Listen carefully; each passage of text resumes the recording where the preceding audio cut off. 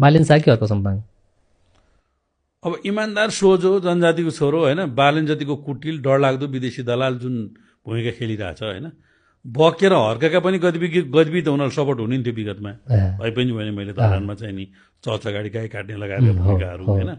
तर अब जे भए पनि उसले महसुस गर्यो नि त, अन्तर्राष्ट्रिय चलखेल रहेछ, म दलाल बन्दिनँ, म चाहिँ राष्ट्रको हितको पक्षमा बस्छु, मलाई केही पद चाहिँदैन, त्यो त हर्कको स्वीकारोक्ति हो नि त। त्यही भएर बालेन र हर्कको तुलना गर्दा त हर्क त बालेनभन्दा 100 गुणा ठिक छ जस्तो लाग्छ मलाई है।